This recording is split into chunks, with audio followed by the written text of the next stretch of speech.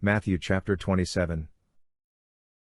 Now when morning had come, all the chief priests and the elders of the people took counsel against Jesus to put him to death. They bound him, led him away, and delivered him up to Pontius Pilate, the governor.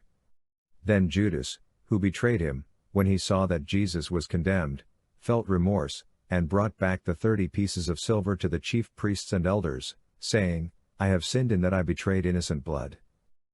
But they said, What is that to us? You see to it. He threw down the pieces of silver in the sanctuary and departed. Then he went away and hanged himself. The chief priests took the pieces of silver and said, It's not lawful to put them into the treasury, since it is the price of blood. They took counsel, and bought the potter's field with them to bury strangers in. Therefore that field has been called the field of blood to this day. Then that which was spoken through Jeremiah the prophet was fulfilled, saying, They took the 30 pieces of silver, the price of him upon whom a price had been set, whom some of the children of Israel priced, and they gave them for the potter's field, as the Lord commanded me. Now Jesus stood before the governor, and the governor asked him, saying, Are you the king of the Jews? Jesus said to him, So you say.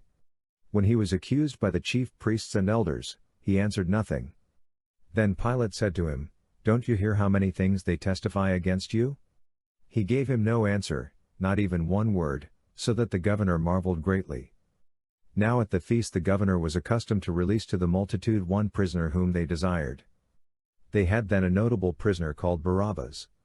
When therefore they were gathered together, Pilate said to them, Whom do you want me to release to you? Barabbas, or Jesus who is called Christ? For he knew that because of envy they had delivered him up. While he was sitting on the judgment seat, his wife sent to him, saying, Have nothing to do with that righteous man, for I have suffered many things today in a dream because of him.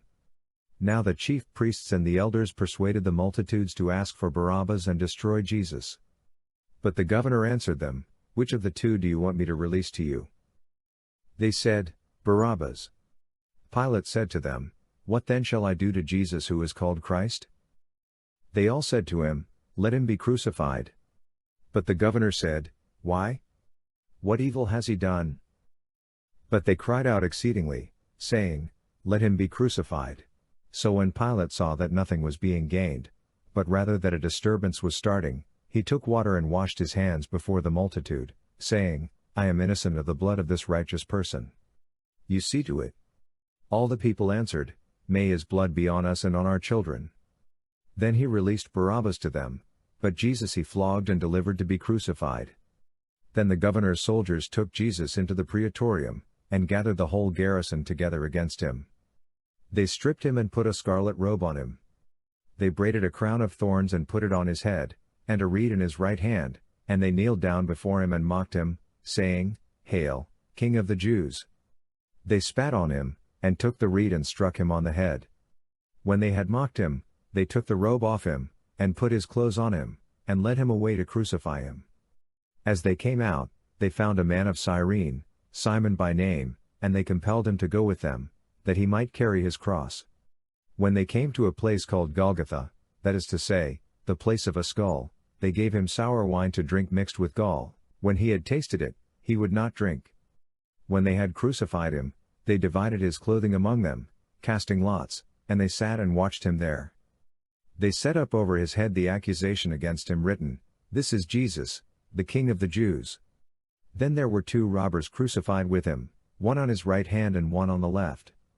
Those who passed by blasphemed him, wagging their heads and saying, You who destroy the temple and build it in 3 days, save yourself. If you are the Son of God, come down from the cross. Likewise the chief priests also mocking with the scribes, the Pharisees, and the elders, said, He saved others, but he can't save himself. If he is the King of Israel, let him come down from the cross now, and we will believe in him. He trusts in God. Let God deliver him now, if he wants him, for he said, I am the Son of God. The robbers also who were crucified with him cast on him the same reproach. Now from the 6th hour there was darkness over all the land until the 9th hour. About the 9th hour Jesus cried with a loud voice, saying, Eli, Eli, lama sabachthani? That is, My God, "My God, why have you forsaken me?" Some of them who stood there, when they heard it, said, "This man is calling Elijah." Immediately one of them ran and took a sponge, filled it with vinegar, put it on a reed, and gave him a drink. The rest said, "Let him be. Let's see whether Elijah comes to save him."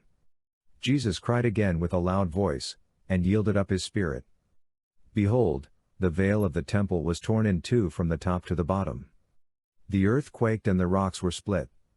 The tombs were opened, and many bodies of the saints who had fallen asleep were raised, and coming out of the tombs after his resurrection, they entered into the holy city and appeared to many. Now the centurion and those who were with him watching Jesus, when they saw the earthquake and the things that were done, were terrified, saying, "Truly this was the Son of God." Many women were there watching from afar, who had followed Jesus from Galilee, serving him. Among them were Mary Magdalene, Mary the mother of James and Joses, and the mother of the sons of Zebedee. When evening had come, a rich man from Arimathea named Joseph, who himself was also Jesus' disciple, came. This man went to Pilate and asked for Jesus' body. Then Pilate commanded the body to be given up. Joseph took the body and wrapped it in a clean linen cloth and laid it in his own new tomb, which he had cut out in the rock. Then he rolled a large stone against the door of the tomb, and departed. Mary Magdalene was there, and the other Mary, sitting opposite the tomb. Now on the next day, which was the day after the preparation day, the chief priests and the Pharisees were gathered together to Pilate, saying, "Sir, we remember what that deceiver said while he was still alive, 'After 3 days I will rise again.' Command therefore that the tomb be made secure until the third day, lest perhaps his disciples come at night and steal him away, and tell the people, 'He is risen from the dead,' and the last deception will be worse than the first." Pilate said to them, "You have a guard. Go, make it as secure as you can." So they went with the guard and made the tomb secure, sealing the stone.